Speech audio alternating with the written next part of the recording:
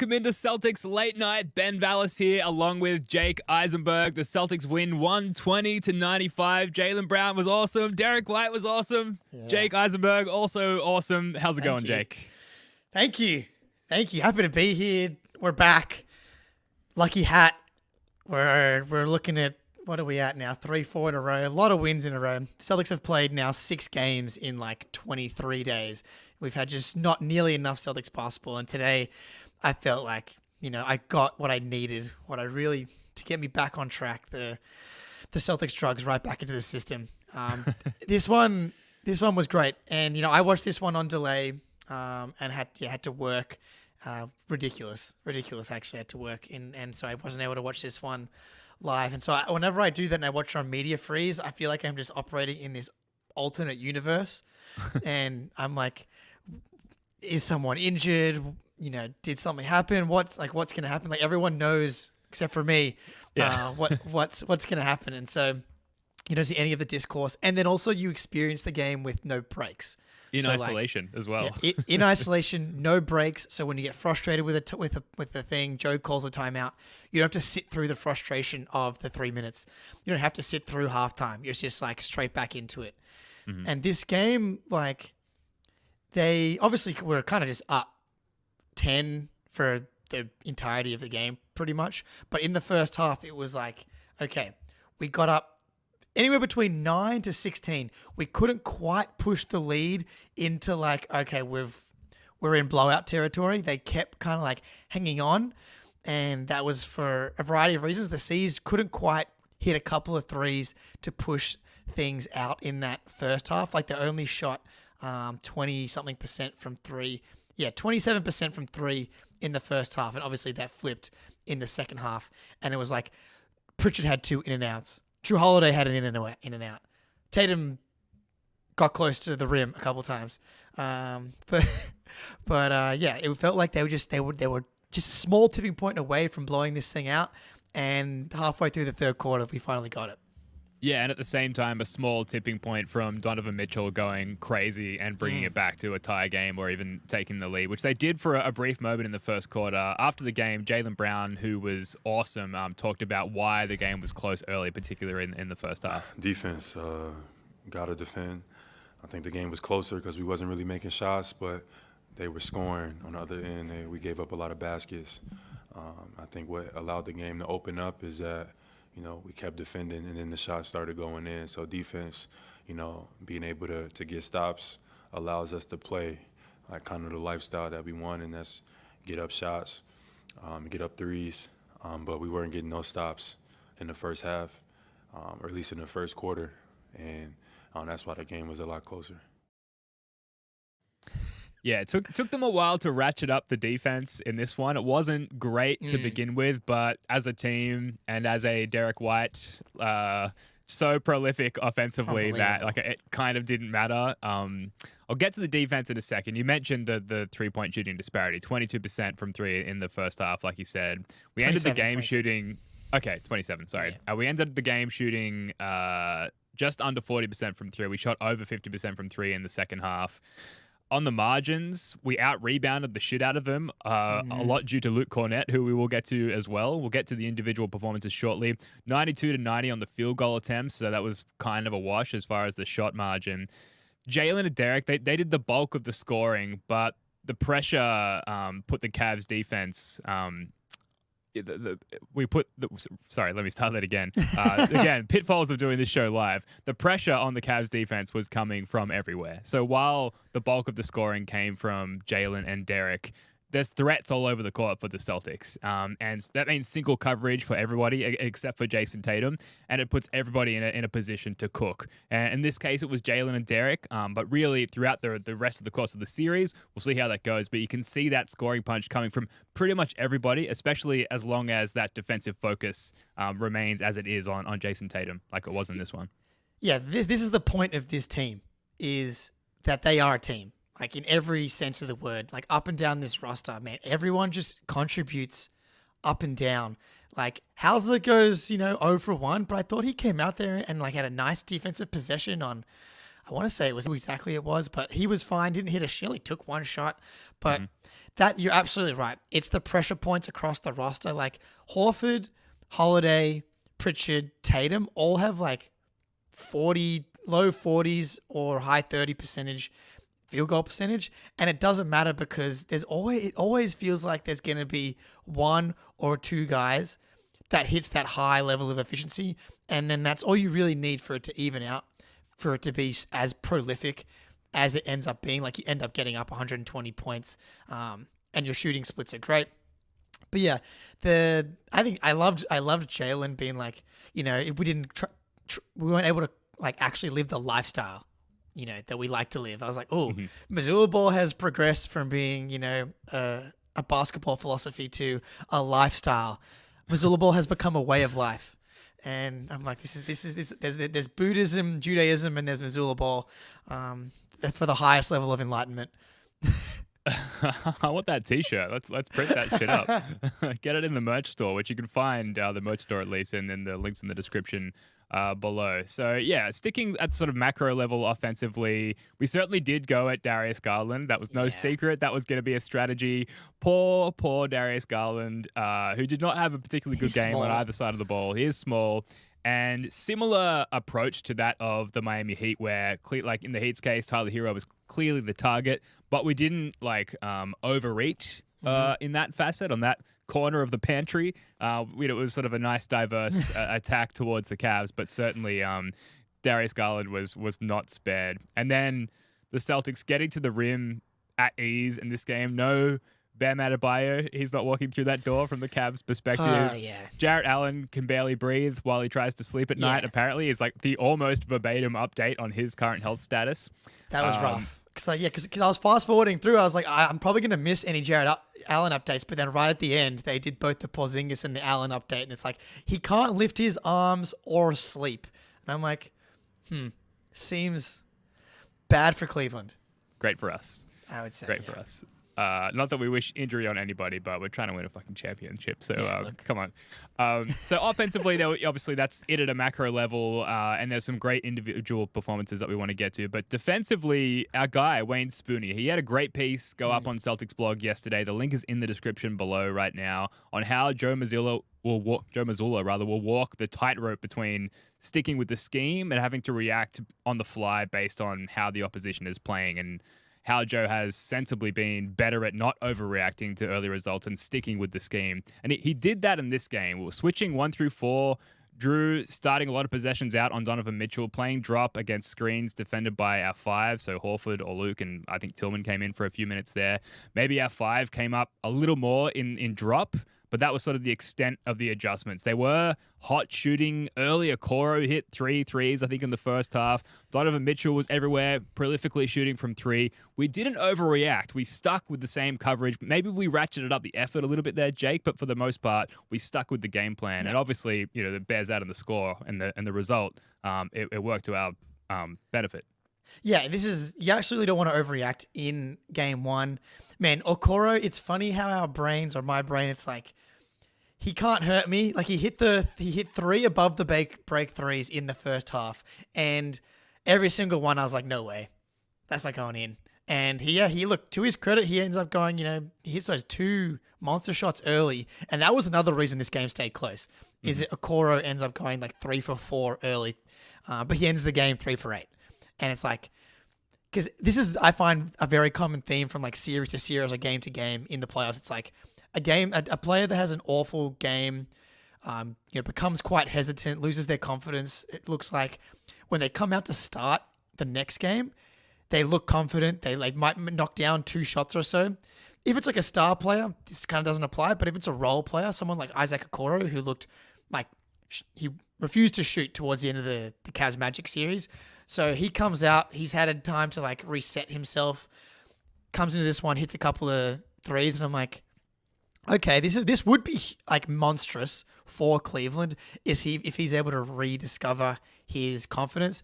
He was a 40%, 39% 3-point shooter on relatively low volume, and he hit those shots. I was like, yeah, I didn't even get any Caleb Martin vibes. Not even in a little bit, which is interesting because it's like, in theory, you'd think that I would get some of that. And that's been something that I've found interesting emotionally. It's like, I wasn't nervous at all for this game or for the series. Whereas, like, I literally didn't sleep the night before the Heat series. And I'm not sure if that's because now I've gone through, seen them actually, like, play well through that devil magic.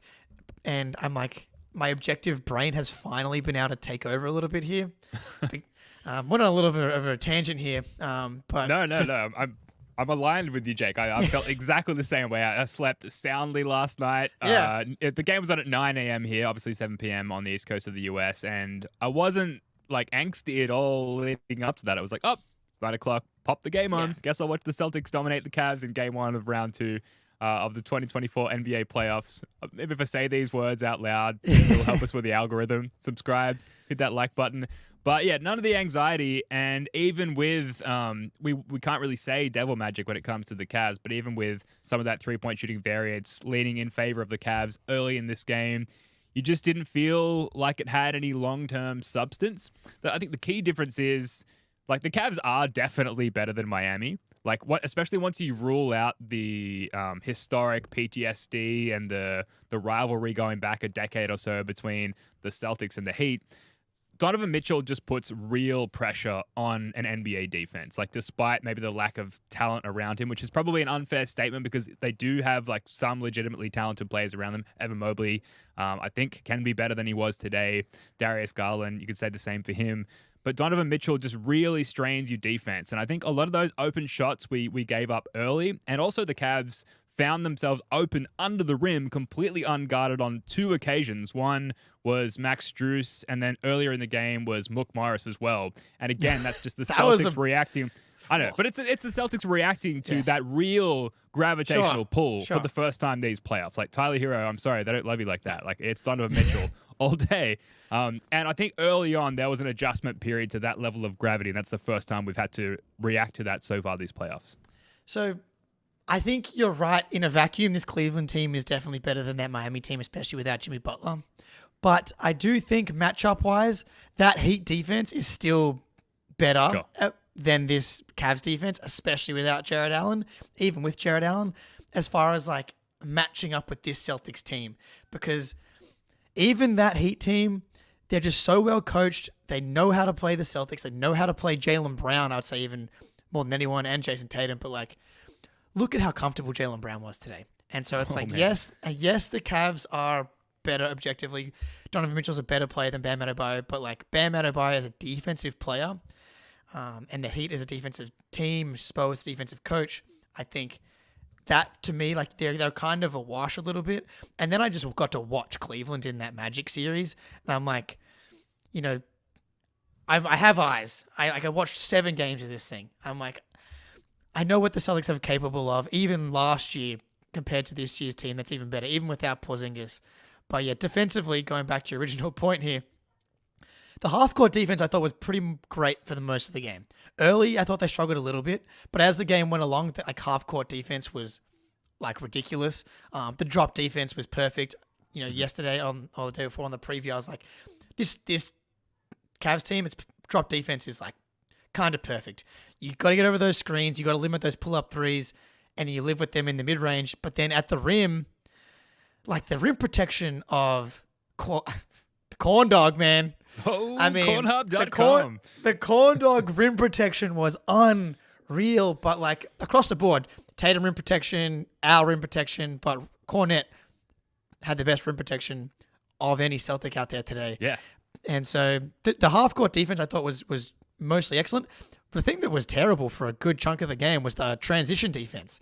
That was awful. Off a lot of makes as well. Yes. Off makes, back the other way, dunks, 3-point shots. They lost Mitchell in transition. There was that quarter time, whatever, interview, and Missoula was asked about Donovan Mitchell, and he was just like, sprint back. And I was like, yeah, I'm sure he's aware as we are. It's like the transition defense was atrocious, and I think that's something that they can really clean up. I do think there was an element to me in the first half of them looking a little rusty. As there's nothing, you can't simulate playoff basketball in practice. Yeah. You just can't. And that's part of it. There was a huddle that the broadcast cut to in the first half where it was Joe Mazzulla just being like, we have to be better defensively. We will be better defensively. And that played out in the second half. Yeah. And then the start of the fourth quarter, this is kind of where we blew the game open. Donovan Mitchell had to sit. He just had to. He was completely gassed. Like, he's only human. He can't play the full game. He's not Josh Hart playing under Tom Thibodeau. And that was like a 90-second stint where he sat, and the Celtics blew the lead out from like 10 to 20 in a heartbeat. And it was all Jaylen Brown, bit of Derrick White, bit of Peyton Pritchard as well, I believe. And there was just no coming back from that with the lack of offensive firepower the Cavs have at that point. Now, look, before we went live, Jake, there was a bunch of comments in the stream here. Talk about Jaylen Brown. When I wake up in the morning and I listen to you guys, I know. I want to hear you talk about Jaylen Brown. So we're going to rattle through all the individual performances and have a lot of fun with that because there were some spicy ones. But first, here's a quick word from our sponsor, Prize Picks. Prize Picks is America's #1 fantasy sports app with more than 3 million members. It is the easiest and most exciting way to get in on the action while you watch your favorite sports and players. You just pick more or less on 2 or more player stats and watch the winnings roll in. March is over, but the biggest moments of college basketball tip off in the month of April. Be a part of the action on Prize Picks for both men's and women's college basketball. And get in on the playoff action and win up to 100 times your money on Prize Picks as you and the world's best players take the game to a new level during basketball's postseason. You can even make the play-in rounds seem interesting since we all know the Celtics won't be there. Quick withdrawals, easy gameplay, an enormous selection of players and stat types are what make Prize Picks the #1 fantasy sports app. Personally, I'm looking at Derrick White more on points because they are criminally low, and we all know Derrick White is going to come up big in the postseason. So download the app today and use code CLNS for a first deposit match up to $100. Download the app today and use code CLNS for a first deposit match up to $100. Shout out to the dulcet tones of Wayne Spooney there, Jake, with the awesome Prize Picks ad read. And you got to check out Wayne Spooney's latest write-up. I mentioned it earlier on CelticsBlog.com about Joe Mazzulla walking the tightrope of decision-making and adjustment-making throughout the course of a playoff game and a playoff series. A really good read and a really unique look at the coaching perspective on playoff series for the Celtics in general. Prize Picks, download the app, use that code CLNS, get that $100 deposit first match, and supplement your hoops viewing experience. Go less or more on various picks through Celtics players and other NBA players and teams, and it's a really fun way to supplement your existing enjoyment of the NBA. But Jake, Jaylen Brown, speaking of enjoying the NBA, he was incredible. We suspected in our series preview pod that this might be more of a series for Jaylen compared to that of the Heat series. And it's only one game, but certainly seems to be the case. What do you think of Jaylen's performance in this one? Oh, boy, man. This is one of the best Jaylen Brown playoff games ever, I think. Mm-hmm. This was as complete of a game you're going to get from any player, let alone just specifically Jaylen Brown. What do you want? The 30-plus points on ridiculous efficiency, the 100% from the free throw line. Just noting something that I've been tracking closely. Jaylen Brown has remained 100% from the free throw line since Tyler Hero headbutted Jaylen Brown's elbow in Game 5 of the first round. Thank you, Tyler Hero. It's like the movie Rookie of the Year where that guy broke his arm and became a Major League pitcher when he was in high school or something. I'm hoping that shout out Harrison Fagan on Twitter for that joke. And so they don't have anything for him. And I said it with the difference between this team and the Heat. Teams, I don't know if teams don't know how to do it like the Heat do it, or if it's like a confidence. It's just purely, it is a little devil magic-y where he's overthinking against the Heat, it felt like at times, even though he ends up having a good efficiency series against the Heat. He was so much more in control in today's game. This was the version of Jaylen Brown that we saw for the majority of the season. The guy that was 240 pounds, 6'6", improved decision-making, improved shot-making, improved at the rim, improved in every aspect of his game. This is the reason why he deserves to be All-NBA this year, to drop 32 on 12 for 18. And then also you throw in the defense. He had that ridiculous fucking block on Donovan Mitchell at the rim, and then the Celtics go back the other way. He was the best player on the court today, I think. He was incredible. And he's been talking about it all playoffs so far, the importance of throwing the first punch. He started this game 5 of 5 from the floor, 4 of 4 from the line. This is all like in the first few minutes. And then later in the game when the Cavs defense adjusted, he had that great corner kick to Peyton Pritchard early in the second for the corner 3. And then later the Euro step and dump off to Drew Holiday right under the rim. He had the shooting chops. He had the playmaking chops. Defensively, he was fantastic. It was just, it's like you said, that's our old buddy, Jaylen Brown. Hey. Underwater workout Jaylen Brown, who right before the season started, someone sent a little underwater message in a bottle being like, Jaylen, it's time to come up rare. The season's about to start. Up he came, and I guess maybe he spent the Heat series back underwater again. I don't know, but he's back on ground level, breathing oxygen with the rest of us. As you bear with me while I finish out this analogy. And he was fantastic in this game. It's so good to see because I missed him. I personally miss Jaylen Brown, and now he appears to be back and thriving. It's been great. I mean, Jayson and Jaylen are similar to like this. It's just when they're cooking and when they're in control like this, maybe Jaylen even more so, he's so aesthetically pleasing to watch as well. Like the fadeaways, the physically overpowering of the other team. And then he has the swagger this year. He's had it all year. He's strutting around. He's feeling good about himself, as he should. And even in that press conference, talking about we weren't living the lifestyle we like to live. We had to get back, get back to the way that we enjoy living. My favorite, there's so many plays. I tried to I downloaded all the plays for a video later, but this is my personal favorite on first rewatch of all the Jaylen Brown buckets from Celtics. So it's an 11-point game, second three of the night for Garland. Jaylen Brown. I'm just Jack Nicholson gif nodding at the screen right now for all the audio pod listeners. Good. Yes. It's nothing overly complicated. It's just Isaac Okoro, their best perimeter defender. They run like a little screening action. Derrick White in any screening action just always feels like it works. And then Jaylen goes straight through him, and Evan Mobley can't fucking help at the rim because he's scared to leave Al Horford in the corner because Jaylen's already made a couple of really nice passes in this game. It's just, and to dunk on someone when they're right on your hip like that, just to go straight through them. I mean, it's beautiful, man. It's beautiful. I'm just so glad he's back. We need that version of Jaylen Brown. We need there's a lot of good talent, especially out west, and we'll end the pod talking about the playoff series out west and also Knicks Pacers. A lot of talent around the league, and we need the best versions of all of our players. So it's nice to see a glimpse of that version of Jaylen Brown again. Speaking of the best version of just humanity, Derrick White. Oh my God, dude. Dude, his form, his 3-point form, not a hitch in sight. Not a fault. It's a flawless shooting form at this point.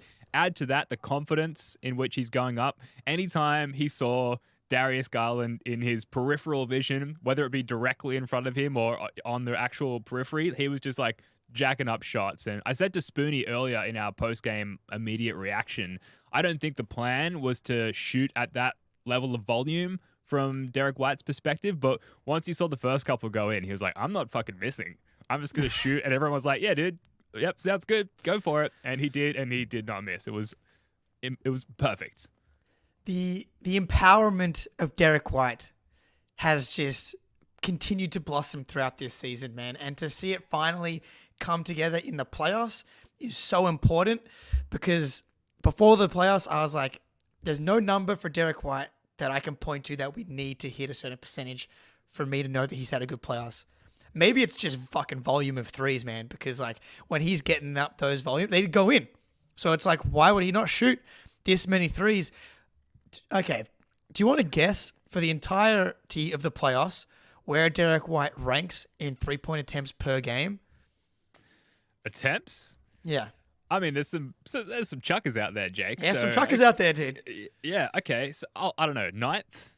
Third. He's third in all of the playoffs in 3-point attempts per game in the playoffs. And he is by far the most efficient of anyone so far in the playoffs that's anywhere near. There's not a single person above 50% until we get to 29th on this list. Luguentz Dort at 5.6 attempts per game. And Derrick's shooting 9.3 threes per game. If we want to look at the last 3 games alone, because this is when he really went fucking nuclear. He's leading the NBA in the playoffs in 3-point attempts per game over the last 3 with 12.3 attempts at 54% from 3. I mean, Blob said it best in the chat here. Steph Curry with all NBA level defense. I mean, he's there. He is. He's the man. He's the mistress. Like, this is the guy. And man, I don't know what I was like, hang on a second, here it comes. That's my guy, dude. That's my guy. He was never supposed to turn into this, but like, so like my wife hasn't watched a ton of Celtics games this year because I've been streaming so many of them, but we watched this one today and she's like, what's going on? And she's just sitting there laughing for the entirety of the game. I'm like, yeah, this has kind of been happening all year now. And this is just 2 years. He has those comments in the time off about, and in the press conference, like Joe Mazzulla being like, I love you. I believe in you. You're my point guard. And Derek saying like, there are some coaches that say that they empower you and they want you to be you and that kind of stuff. But Joe really walks the walk. And like, he's really talking in a way that, you know, makes me feel very confident that we're going to be able to keep Derrick White long term, and speaks a lot to Joe. And Derrick White's someone that he's just one of those guys. Like Jayson Tatum doesn't need to be told to shoot more. Jaylen Brown doesn't need to be told to shoot more. Derrick White has needed that throughout the entirety of his career. And Joe Mazzulla is just this beautiful Mazzulla, you know, the guru in his ear that he's Mazzulla, the Derrick White whisperer. Derrick Whisperer. The mistress whisperer in his ear, just being like, forget these Jayson Tatum and Jaylen Brown guys. Just shoot, Derek. This is your team. This is your team, Derek. Jake Eisenberg, level 34, Marriott Hotel. He's waiting for you. He'll be there. I'll be there. I'll be there. I am there. Oh God, so good. Yeah, Derrick White. What else can you say? Luke Cornet, he blocked Donovan Mitchell in his first stint off the bench in this game. He had 10 rebounds, 6 of them offensive rebounds. He was seen and heard barking at the Celtics, literally barking like a dog at the Celtics bench at one point in the game. Oh, I missed that. That's awesome. Just back up big. Al Horford played, like 20, less than 28 minutes in this one. Unbelievable. And was spelled by Luke Cornet and momentarily by Xavier Tillman as well. But Cornet, like he's been somewhat consistent with this now, but I think it's never not surprising given the starting point, at least expectations-wise, with how Luke might impact the team throughout the regular season, Jake, let alone the fucking playoffs. And here he is, like, just total legit impact off the bench. I mean, this is the best game of Luke Cornet's career. I think so. It is. Like, this is the playoffs in the second round, and he came out there and defended Donovan Mitchell, Darius Garland. He had Evan Mobley shook at times. Dude, the battling on the boards, man. It's incredible to see how far he's come, where I was like screaming, just please grab like 2 rebounds.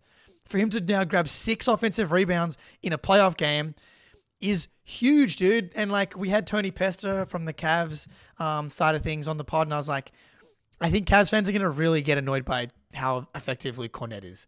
Because in theory, it's like Kristaps Porzingis is out.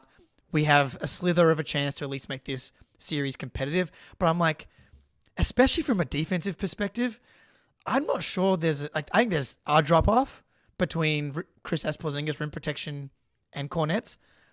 But the infrastructure of the Celtics defense is not compromised really by having Cornet out there instead of Kristaps Porzingis. Obviously, there's an offensive difference. But like, yeah, Tony's last name not being Pasta is a travesty. One of the more underrated names for Tony's name, which I've learned recently, is Tony Pesto. So I know Tony Pasta, but don't forget Tony Pesto as well. But yeah, so like Cornet, you can't say enough, dude. I know we're on the CLNS network right now. Like Bobby Manning, I was nowhere near the level of confidence and going out on a limb like Bobby Manning was when it came to Luke Cornet. But going back to, I don't even know if it was last season or this season, but I like to think that I was the highest on Luke Cornet out of anyone. I feel like I kind of went the other way quite quickly, as I tend to do at times. But he's I mean, completely shot all those expectations like out of the water. Well, yeah, and it wasn't easy for him as far as presenting himself as the next option off the bench all season. Because I think for a little while, and it depends who you ask, but there was somewhat of a legitimate discussion to be had about whether it was going to be Cater or Cornet for a little while. Because they both had really bad stretches at times, and they both had pretty good stretches. Although Cater, less of a sample size because he spent a lot of time in the G. And then Xavier Tillman comes along, and it's like, oh, no question. Big teabag. Xavier Tillman, he's going to be our backup big. But then Luke just continued to shine with a diminished window of opportunity as well. And so there's like no argument now, given all of that, the hurdles at like the deep bench level that he's still been able to clear despite those obstacles. Of course, he's the first backup big off the bench. And for that to have all been said and done, and for him to still perform in these situations under the brightest of lights, Eastern Conference semifinals against, I'll say it, like I said earlier, a better team than the Heat. Real impactful minutes. It's incredible, and like I led with, never not surprising given the context there. I mean, sneaky moves by Brad Stevens to light a fire under Luke Cornet. I mean, between Mimius Cater coming in early in the season, being like, because there was definitely a groundswell for Cater over Cornet. I was very ardent against all of that. That was, and I'm so proud of myself for not falling for the Cater stuff. But Cornet raised his play once Cornet came, and then Brad brings in Tillman, and everyone's like, "Nice knowing you, Tillman." No, Cornet went to a new level again, and I couldn't believe. I was never someone who thought he would get more than a minimum. I think it's pretty likely he gets offered more than that at this point. But I mean. Yep. He's just playing better. Yeah, like Eric Weiss in the chat here. Like, he wasn't rebounding nearly at the same rate that he is now. He wasn't defending. He just became more of a dog. He was like, can you be 7'2" and like play with energy? And now he is, because he's a smart defender. He's like, reminds me of, I've mentioned the Kelly Olynyk comparisons before, very positionally sound. And then offensively, he sets good screens, and he's going to offensive rebound and then get the ball movement. I mean, the drop-off is just not going to be that big in a series like this, where you don't necessarily need to scrounge points out of the mud, where that's where Kristaps Porzingis becomes so important. It's like, oh my God, we just hit a 32-foot 3-point shot and we had nothing going. And maybe that's game 2 for Cornet though. Well, yeah, you mentioned Porzingis, and there's like better and better, like more optimistic sort of hints about where he's at in his recovery coming out. Steve Bulpett had something today where he spoke to a Cavs insider, and they were like, we're not positive that we won't see Kristaps Porzingis at some point in this series. When KP does eventually come back, is there something positive to be gleaned from this Cornet experience? Like maybe Cornet can continue to spell and limit KP's minute load going forward? Absolutely. I think it's a great call, and it depends on the matchups, obviously. But against like a Brunson, similar to Donovan Mitchell, you're going to be playing drop, and he's just really good in drop coverage. And you have these perimeter defenders coming over the top, forcing guys into some slightly more off balance, slightly more contested positions. Just like someone gets into foul trouble, here comes Luke Cornet. Horford's Horford's getting a little worn down. And here comes Cornet. And Tillman, man. Brad Stevens, really fucking good job.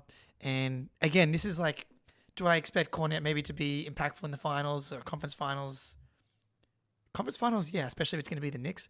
But like, more importantly, he's allowing us to get there potentially in less games. Like if we get the Luke Cornet that people kind of, the idea of Luke Cornet before the season started or last year, maybe this game's a lot closer, and then we don't. Who knows what happens?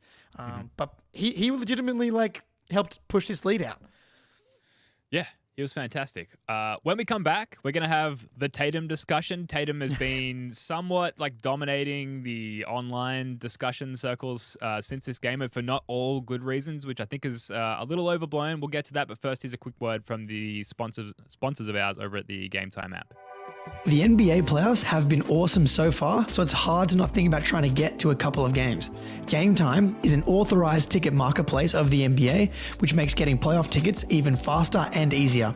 Prices on the Game Time app actually go down closer to tip-off, which makes it great for last-minute decisions to maybe fly to Boston for the NBA Finals. My dad is literally on the way to Boston from Sydney right now for game 1 of the second round, and he used Game Time to get his tickets. Game Time has awesome features like seat views. You get a sweet panoramic view from your seat in the app before you buy. You get a lowest price guarantee, event cancellation protection, and job loss protection. Take the guesswork out of buying NBA tickets with Game Time. Download the Game Time app, create an account, and use code CLNS for $20 off your first purchase. Terms apply. Again, create an account and redeem code CLNS for $20 off. Download Game Time today. Last minute tickets, lowest price, guaranteed. The Game Time app, basically, if you're going to buy tickets, use the Game Time app because it's a really good, intuitive, and modern platform for doing so. And you can use that code CLNS for a $20 discount on your $20, 20%. I should really get to know the materials before I promote them. For a discount on your purchase, a worthwhile discount. Jake, your dad was at the game tonight, used Game Time, got a discount, got himself in the building, and did he meet anyone special while he was in the building? Big celebrity today. No, none other than the Dr. Bill Simmons. Holy shit. So Bill Simmons' dad. Senior. Senior in the concourse of TD Garden. I'm excited to hear what the conversation was like. I'm hoping that Dad passed on the podcast information, which I'm sure Dr. Simmons will pass directly to Bill, and we'll have an email That's in how it short works. order. That's how it works, baby. Yep. Dad's got boots on the ground for us in Boston, which is fantastic. But no, I mean, they were asleep by the time that I finished the game and reached out. But I've got a ton of content from the game today, Awesome. Which is awesome. Hopefully 12 shirts from the game to spread out amongst us. But yeah, Game Time helped get those tickets. They were like right on center court, like 12 rows back, reasonably priced. And yeah, man. And I guess Dad's undefeated in this year's playoff run in games that he attends. So actually, he's 3-0 in Celtics games attended in the Tatum Brown era in the playoffs. So we might have to keep him out there. Crowd fun. Let's get him in Boston for the foreseeable future until mid-June. That'd be nice. All right, Jayson Tatum, 7 of 19 from the floor, 0 of 5 from 3, perfect from the line on low volume, 4 of 4, dominant on the boards, 11 rebounds, 5 assists, 18 points, and a plus 18, 3 blocks as well you got to throw in there while limiting himself to 1 turnover only. So, and yet, like, looking at that line, like, not the Tatum game that I think a lot of people expect. He also had a sick block on Donovan Mitchell to start the third quarter to really set the tone there. But I will call it a bad offensive game from Tatum, even though I think, if you watch the game not even that closely, I think his impact is clear. And I mentioned he's been discussed a lot in various circles quite a bit since this game. There seems to be 2 camps here, Jake. One, Tatum is not a real superstar. Where's his scoring punch? Why doesn't he assert himself? We're going to need him to be better and more assertive the deeper we get into the playoffs. That's camp number 1. The other camp, I'm in this camp. Tatum is appropriately deferential. He understands his gravity and thus his role. He is out there every night performing from a superstar's perspective, making the ultimate sacrifice. So where do you stand? What side of the fence are you on? He's playing the right way.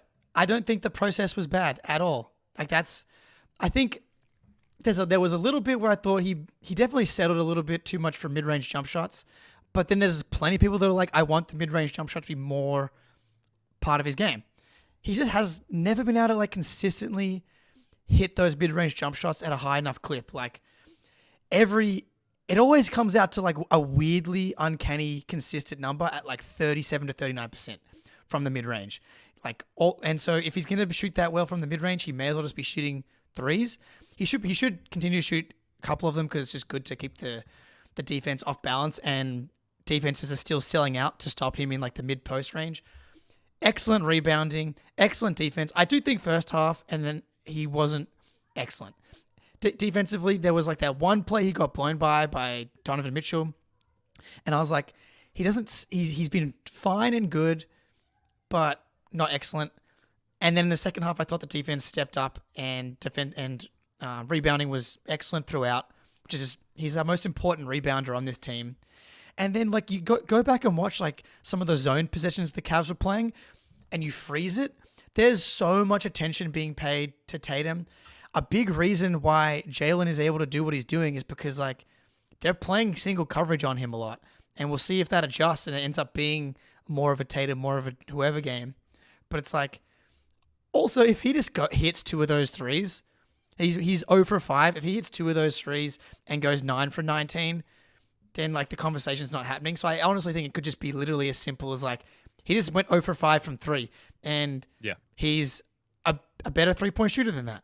Like if he makes one of those threes, goes 1 for 5 and one of those mid-ranges, then we're adding 5 points and the efficiency doesn't look so bad. And it's like, who cares? And still, I'm in the who cares camp because he's playing the right way. He has the 1 turnover. He's not forcing it. There have been times in previous playoff runs where he hasn't had it going and he's been destructive. And that's, again, going back to the superpower of this team. There's so much talent. The emergence of Derrick White, Jaylen Brown on a heater, like Peyton Pritchard. Drew Holiday wasn't super efficient tonight, but like there's so many weapons on this team. There's no point in forcing it when he doesn't have to. He's playing the right way. He is Jayson Tatum. He's doing it in his own way. 25-point win. Everybody fucking calm down. Yeah, and I know it's tough because then you look around the league and it's like Anthony Edwards is obviously the name that comes to mind. Like there's other superstar wings or superstar players who have no choice but to assert themselves and if successful are leading their teams to victories and they grab all the headlines, they get the attention of the Bill Simmonses of the world, and we're sitting here singing the praises of Jayson Tatum and frustrated that he's not putting himself into that conversation. But meanwhile, like playing winning basketball, they've lost 1 game in the playoffs thus far. I know the Wolves have lost none. Anthony Edwards has lost none, but he's playing winning basketball. And then you mentioned it, Jaylen Brown, he's going up against single coverage. Derrick White going up against single coverage. Meanwhile, you look at Jayson Tatum, how he's being guarded in this game. We've got a screenshot here that I took from our Discord channel, the link for which is in the description below. Look at how the Cavs are loading up on Jayson Tatum. Like there's just nothing going there. So many passing options, so you have to forgive him for being differential. It's the way that he can play a winning game. Like just look at that. If you're listening to the audio podcast, it's just the entire Cavs team. 3 of them basically directly in front of Jayson Tatum, and then 2 blocking any potential drive to the paint. Like just the game plan is clearly just to stop Tatum from being able to score in this one. I think he knows that. And then Anthony Modica had this on Twitter. I found it because Greeny retweeted it. It says Tatum knows, and then it's got 3 quotes from Bill Russell. One is, create unselfishness is the most important team attribute.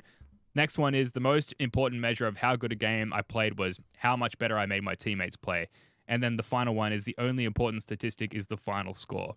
And Tatum right now, no matter how you feel about it, he's the embodiment of that mindset, of that approach, which is just like, win the fucking game. I don't care. Yeah, and at 26 years old, you can't overstate like the level of maturity that he is embodying to be at that point, because I don't think I've ever known or heard of a 26-year-old who has conducted themselves at that level of maturity in any profession. So props to Tatum. I know he's not putting up the numbers. I know he's not getting the headlines, but he's playing the way that he needs to play for this team to win. So Bill Russell, obviously he knows what he's talking about, just a little bit about winning titles, right? And I had like a small bout of insomnia in the lead up to the Celtics game. And in order to like get myself to go to sleep, like I was like, what can I do before bed that's going to like really like just get this brain to settle down? Started reading the big book of basketball from the beginning. So I'm like, you know what? That's just like, that's a layup for my brain. It just settles right into like into a comatose state. And whatever you think of Bill Simmons, whatever, but that chapter on The Secret where he has that conversation with Isaiah Thomas, and Isaiah Thomas talks about the sacrifice, and Larry Bird, all these guys, the comparisons between Wilt Chamberlain and Bill Russell, all the greats had to figure out the secret at some point. There have been some examples of talent winning out without needing the secret. Shaq and Kobe come to mind. But like, this Celtics team is at its best when Tatum is playing this way. The only thing that's bad and frustrating about this game, he didn't make enough shots. And like, there was at least one where he got hacked on, which he didn't get the call on. This is purely he missed jump shots game. If he makes 3 more jump shots, this is just not happening at all. That's literally it. Whereas it's funny. Shooting variance is just a thing. It's just like Anthony Edwards is having a crazy hot shooting start to the playoffs. If that continues, then we might be fucked. But like he's shooting like 60+% in the mid range, 50+% on like pull up threes and stuff, like a really ridiculously unsustainable type of shooting. Whereas like Tatum's kind of having the opposite right now. And it's like, well, if you want to, spin zone this thing, it's going to flip at some point in Tatum's favor. And we don't really need it to flip in Tatum's favor right now. Let's hope that he goes 50% from 3 in the finals. And then we're good to go. That's the thing. Like, selfishly, you do want the occasional hint reminder that he can be quote unquote him when necessary. And like, he's been around for a while. JT is 26. He's been in the league for 7 years or so. Multiple instances of dominant playoff performances, particularly with his back up against the wall, and that's just not been a factor so far this year. That said, it would be nice to just have a recent reminder that he can be that guy where necessary. But at the same time, the reason we've been this good is because he hasn't asserted himself in that way. So we can kind of go around the track on this forever. I think it could be both. Paradoxical. It's like we're going to need him to shoot better than 6 for whatever he was today if we're going to want to win the NBA Finals. I think that's most likely totally fair. But the point is they can still win games against really good teams even if he's not having incredible nights. Same with Anthony Edwards. His worst game of the playoffs where he was like 3 for 15 or whatever it was, or 3 for 12, they won the game by 20. Like, both teams are fucking stacked. And and both players can really impact the game without scoring. And that's what I've always loved about Tatum. And that's what's frustrating about this whole Anthony Edwards thing. It's like turning me into a hater. It's like, I love Anthony Edwards' game because he's actually really good outside of putting the ball in the basket. It's like, really good defender, rebounds pretty well for his position, good leader. It's like Devin Booker, that's the problem, is when all those pretty jump shots don't go in. Not a good enough defender for his position, not a plus rebounder, not enough size to really take over a game with just physicality. And so that's what I've always loved about Tatum and Anthony Edwards. I don't think either guy is really like a truly like transcendent offensive player, similar to how like Luka's struggling in this playoffs as well. Jokic, fuck. Everyone watching the playoffs, man, like Jokic, who has been described as like one of the greatest offensive players of all time, sucking. 3 games, sucking strong for 3 games. Sucked last game. 3 bad games in a row for him. Yeah. So it's like, I don't even know where I'm going with this, but like these things, it's the playoffs. These things ebb and flow. You like, and who cares, man? We're trying to get wins here. I went back and had a look at the 22 finals run, and I like filtered by field goal percentage, and they were able to scrape by wins even with that roster, with Tatum shooting awfully. Biggest one, 3 for 17, game 1 of the finals. They won by 12. Tatum had their 13 assist game. Mm-hmm. He goes 5 for 16 in one of the Brooklyn games. They win by 7. Yes, they don't win nearly as many games as if you go to the other end of the filter, where it's all of his efficient games. They're like 8-1 in his most efficient games. The one game they lost to the Miami Heat, Game 6 in Boston, Jimmy Butler, 46 points. Sorry for reminding everybody about that. But it's like, the point is with Tatum, when he is efficient, there's just like the game's over. And with this version of the team compared to that 2022 finals run, it's like he's not as destructive when he's bad. And they're like not nearly as bad. Like, he's just getting to the line more. The processing's better. He's just impacting the game on offense, even without putting the ball in the basket, in a way that he wasn't able to in that finals run, where he had the most turnovers of all time in a playoff run, which is a misleading stat, but still. Yeah, his floor is like elite defense at his position, elite defensive rebounding, like regardless of position. He was great defensively on Evan Mobley when matched up with him on multiple possessions in this game. Very good playmaking, understanding of his gravity and the way that he manipulates an opposition and defense. That's the floor. And then you build it from there in terms of his efficiency. So that's a pretty fucking good player to have on your team in a playoff run, I think. Can't really be exploited other than being baited into taking shit shots, which he did over Tristan Thompson, a step-back three-point attempt in this one, but that was kind of it. Others were just like makeable looks for him. They're fine. He took 5 threes today. That's fucking growth and maturity, man. Like how many times would he have been like, I got to try and find one, and then I'm good to go. Just didn't force it. Mm-hmm. Let's leave it there for now. We'll circle back on this. I think it's going to be something that comes up frequently as we get used to like what winning basketball in the playoffs looks like for this Celtics team. And like maybe surprisingly, I think is a fair way to put it, that it doesn't involve like just Tatum cooking every night. And this is like, meanwhile, without Porzingis, another elite option offensively on the court, he's still able to be that differential, which speaks to Executive of the Year Brad Stevens, the roster that he's built. That's right. Let's get to missed points, and then we'll wrap up quickly. I was going to say, one guy we didn't really talk about yet was Jrue Holiday. And okay. Offensively, I thought was good from a process perspective, similar to Tatum. He ends up 6 for 14. He had 2 big threes. And he had 2 threes that went in and out as well. But I did not at any point feel like I had the Jrue CTE moments. I didn't have any of that stuff. And I've been saying it. Dude, this guy makes winning plays. He gets big offensive rebounds, big defensive rebounds. He's a really good rebounder for a guard, which is really important in the playoffs in a game where they dominate the rebounding battle. And then defensively, I thought he was like kind of a monster at times. Yeah, I think it was late. Like, I think his 2 offensive boards came in the fourth quarter, and they were really timely. There was a sort of a ramped up effort on both ends by guys on the court to make sure that like they were stifled. The Cavs were stifled in the fourth quarter, and there was like no way for them to come back. And Jrue generated multiple like second chance opportunities rather. And 14 shot attempts is high, I think, for the playoffs for Jrue. But yeah, there wasn't any. I think there was 1 3 where he dragged up a 3 in transition under duress, where you're like, what the fuck are you doing, Jrue? But that was the one moment, and outside of that, like I thought he was pretty sensible with his looks. And then defensively, quarterbacking the defense, calling out the coverages, getting over screens, really important with Darius Garland and Donovan Mitchell for Derrick White and Jrue, the stock exchange, to be the best versions of themselves and be like slippery, be able to get skinny at a moment's notice and like jump through screens and keep a hand up in front of the ball handlers for the Cavs. Jrue and Derrick defensively were incredible in those facets of the game. So yeah, I didn't walk away from this one having the usual like, oh, I thought Jrue could have been a lot better. Other than shooting slightly more efficiently, I thought his impact on the game was clear. And I can't say I'm getting used to it yet because it was a little bit hairy in that Heat series. I think similar to Jaylen Brown, like he's just not a player for a series against the Heat. But he was much improved in this one.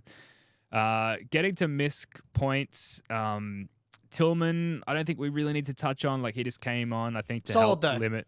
Solid, yeah. I want to say he limited Al's minutes, but I think he only played with Al. Yes. And the reason I know that is because I was like, am I losing my vision, or are there 2 Al's on the court right now? And like, shoot that 3 out. Oh, wait, no, that's Xavier Tillman. The usual stuff, basically. Yes. No, he was good. I thought, again, he makes plays. He's a dog. He fights. And the playoffs are so important from that perspective, man. Like, look at what the Knicks are doing, man. Getting to loose balls, getting offensive rebounds, just like, getting to a fucking ball is really important, and he's a guy that's just like going to battle every second he's out there, and he's strong. So that's all I really need from him.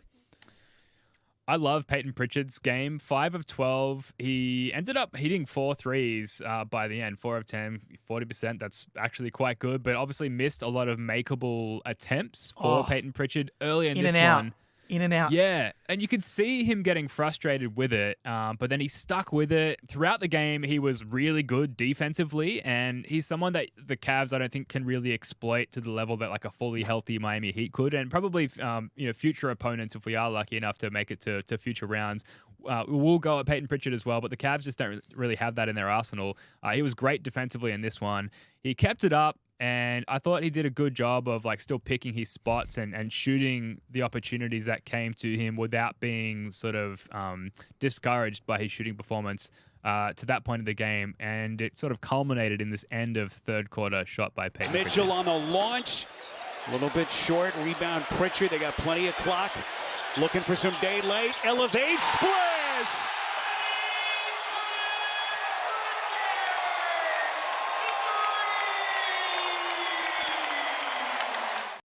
way that his Hell teammates yeah. surround him after that just says everything. Like, fuck yeah, P, like, stick with it, man. Like, you're that guy. And that is a, like, sprinting in transition, pulling up on a dime just in front of the logo and just, like, splashing a three despite the poor shooting, the frustrating shooting to that point. It was just an awesome moment for Pritchard, I thought. Dude, it's one of the coolest random micro skills I've ever seen. He's just like really good at end of quarter buzzer beaters, like because he gets up the court quick and he's got really deep range when it comes to his 3-point shot. And you could tell how pumped he was afterwards. Like Drew's like hyping him up. I wish I could see the other angles. I want to see like Pritchard's face and like what he's saying. I'm guessing he's being like, "This is the shit that I do. This is what I," and like because Drew like comes up to him and daps him up, and then Drew kind of starts to laugh because at how hyped Pritchard is. This is what I'm guessing. Yeah. And I just really enjoyed that interaction because Drew was like, "Yeah, Pete, get it, Pete, let's go." Yeah, I loved that. I loved it because yeah, man, he's gonna have games. This is a series for him. I really like that. I like this series for Pritchard. Hell yeah. Any other missed points? The one other one I have is the Cavs going zone for 2 possessions in the fourth quarter and just not being a good time for the Cavs at all. But it's like, oh, zone? That thing that we've seen 1,000 times in the last playoff series, and like it's the thing that's been on the forefront of our minds in our preparation for last series. Oh, okay. Both possessions just completely eviscerated the zone. And they were like, okay, shit. And just like Homer Simpson fading back into the hedge. Yeah. Never mind. No more zone. See ya. My bad. I'm wondering if it's like, well, the Heat do it. So, you know, they've beaten the Celtics before. Maybe we should try it. You should not try it. That time has passed. Please keep trying it. Yeah, but please try again. Yeah. That would be lovely. Yeah, no. Other than that, no, I don't have anything else that we covered at all. All right, cool. Well, let's just zip around the league very quickly. The big news coming out of today is Mitchell Robinson effectively out for the rest of the playoffs. So he re-aggravated his ankle injury and he's going to miss 6 to 8 weeks. So effectively ending his season. And obviously big news for the Celtics if they do progress to the next round. The Knicks obviously up 1-0 under suspicious circumstances, some dodgy calls at the end of that Knicks-Pacers game. But, you know, they obviously, it's advantage Knicks right now, given that they have the lead in that series. If we do face them, their rotation was already crazy short because Tibbs is just a madman with his approach there. Now they're missing their starting big. Someone where you're like, we really need Kristaps back because we need to keep guys like Mitchell Robinson out of the paint. He's no longer a factor. Jake, reacting to this in real time, what do you think? I don't know. Yes, I didn't know about the Mitchell Robinson thing. He didn't play. He only played 11 minutes in yesterday's game anyway. But they have Precious Achiuwa. He's not as good or as impactful as Mitchell Robinson. The big That's sneeze. like obvious. I mean, Tibbs was refusing to play him yesterday, even when Robinson was only playing 11 minutes. But I have to assume that fucking Achiuwa gets in the lineup for 10 minutes because it's one thing for Hart and DiVincenzo and Brunson to play like 45 minutes. I'm not sure Hartenstein is going to be able to survive playing against this Pacers team because Isaiah Jackson, the backup big for the Pacers, was awesome yesterday. Reminded me of Rob Williams with the way that he was impacting the game with his athleticism. But yeah, great call by Nick NBA here, who, by the way, follow him on YouTube. He's got some awesome breakdowns on the Celtics. Josh Hart, small ball for 5 Eastern Conference minutes. I mean, why not, dude? He rebounds like a fucking center. But yeah, so I assume we see some Achiuwa, but again, that's objectively bad for the Knicks and objectively good for the Celtics. I don't know. Yes. That's only one way to slice that. But I can't believe the Knicks got away with it again. I can't believe that's like the second game in 2 rounds where the refs have just handed them a game. I don't think this was quite as bad as the Sixers game because like the Sixers were at least up 5. The Pacers at least, and the game was tied or they were down 1 at that point. But for them to not call, like to miss the foot violation, which was going to be a fast break layup, and then call that offensive foul, and then not call the offensive foul on DiVincenzo all in the span of like 60 seconds of game time was an atrocity. An atrocity. So that was nonsense. The Knicks should be down 0-1, but it is what it is. Yeah, but we'll take them without their starting center if they do progress to the next round. That's looking spicy for the Celtics again. If we are lucky enough to progress, which taking from game 1, it seems like we're in the driver's seat there. Looking around the league elsewhere, OKC, Mavs, like I expected OKC to come out and win this game. I expect them yeah. to win that series. I didn't catch the full game, but I didn't see/hear of anything surprising there. You got something, Jake? Well, I've only seen the score, so I haven't had a chance to watch it. I'm going to watch it after this, but looks like they blew him out, and Luka, from what I've seen, did not look very good again. People are saying he's injured or whatever. Tatum never gets those excuses, but Luka Doncic, 6 for 19. You know the difference between those guys? One of them plays fucking elite defense, and the other one doesn't, and that's a big part of the difference between those guys. But yeah, so that's that series. Yeah, I was super high on the Thunder going into that series. For sure. Nuggets, T-Wolves. Oh, boy. I saw in my podcast feed right before we jumped on, as soon as I get off this, I'm going to pop that on, is like Bill Simmons, the title of the podcast was like, what if the T-Wolves sweep the Nuggets? I'm like, oh, fuck yeah, I gotta check in on this conversation. It's looking pretty spicy there. Dude, on Bill Simmons' podcast on Monday, for us, Sunday for the US, he, to Russillo, was like, the odds for the Nuggets sweep are X, and Masula laughed at him, as he should have. But hey, he saw it coming. No one expected that game too. No one. Unbelievable. But that was some of the best defense I've seen played like in my life in that first half. I think part of it is like Jamal Murray's not healthy either. I've never seen Jokic really look like that before. It's kind of worrying. Have you flipped on like which team you'd rather see or not? Oh, every minute of every day, man. But like where I'm at, I talked about this in our Discord where like we had the luxury of a lot of the regular season having this feeling of like, I think we're going to win the championship this year. And then we lost a game to the Nuggets, and then we lost the second game to the Nuggets. And for a while there, it was like, this is the Nuggets league. We clearly aren't as good as them. We might win the East, but we're going to come up against this juggernaut, this reigning champion, and that's going to be really tough. And to see the Nuggets falter like this, I've got some of those positively intrusive thoughts coming back into my mind, Jake, and especially, the Mitchell Robinson news. I'm like, things are really lining up for the Celtics, and are all these West teams going to beat each other up? And, is it just going to be not a given for the Celtics to win, but is it going to be as easy as possible of a run to the title for the Celtics? And this is where I start to catch myself because I somewhat believe in jinxes and stuff like that. But as far as a preferred opponent, I do think we match up better against the Wolves than the Nuggets. I think what the Wolves possess to slow down Jokic, we don't necessarily possess ourselves. And just like for like, roster piece to roster piece, we're a better matchup against the Wolves. So just the fact that there's like trouble in them waters just makes me feel better, makes me sleep better at night. Yeah, I'm absolutely there. We don't have an answer for Jokic in the way that the Timberwolves do. We just don't. I would definitely rather play the Timberwolves than the Nuggets. A little piece of what the Timberwolves' success is coming from is like the Phoenix defense is awful, and the Nuggets defense has been bad for the whole entire playoffs and was awful in that game yesterday. Part of that was because they couldn't fucking they couldn't score. And so the Wolves were in transition for the entire game. So it's like hard to set your defense, but KCP looks hobbled. So like if he's going to be hobbled, then they don't really have someone to put on Anthony Edwards. And so he's just creating havoc all over the place. So OKC's defense is legit. And I think that they can give the Wolves real problems on that end. But yeah, give me the Wolves. Our defense, I think, matches up very well. With those guys. And the Nuggets don't have the ball handling to really take advantage of Cat out there, especially like Jamal Murray has to be like at peak form. And right now he's like not. It's two things. I think the Wolves defense is insane and Murray's not right. And the thing with the depth KCP too.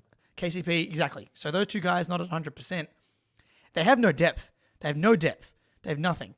And I was someone who was like, have so much faith as long as they've got those five guys healthy. I'm a massive believer in Jokic, but that's fucking out the window at this point. I'd be stunned really if the Nuggets came back. Yeah. I'm catching up with my Nuggets friend Dice. Yes. Next week, the plan is to watch some playoff games together, including a Wolves Nuggets game. And I cannot wait. It's gonna be good. Yeah. Some potential Schadenfreude, some Yes. meta Schadenfreude for the next Schadenfreude report. Perfect. Yes, make sure you tell them that everybody from the first to the floor team and family says hello, Dice. Sorry to hear that. Sorry to hear this is happening to you. Like I said, he knows that he's part of first to the floor lore at this point. Excellent. Not a happy man there. Shout out Dicey if he's listening. All right, we've got to go. So before we do, please hit that like button, subscribe if you're new to the channel. Clicking the like button, subscribing, it tells the YouTube algorithm that people like this show and it puts the show in front of more people. Our goal is obviously to build as big an audience as possible because that makes us eligible for bigger guests. I've said it 1,000 times, but Brian Scalabrine apparently doesn't get out of bed for less than 20,000 subscribers, where we're bordering on 4K subs. I think we can probably get there in the next few days if people continue to subscribe and like at this rate. So please do us a solid and enact those calls to action. That's going to do it for this one. Thank you so much for joining us. I think the plan is, pending availability, to do another pod tomorrow with Spoonie and potentially a guest at TBC on that one. But regardless, we'll be back here live on YouTube immediately after Game 1. And then again with another edition of Celtics Late Night. Jake Eisenberg, love your work, mate. Until next time, go Celtics.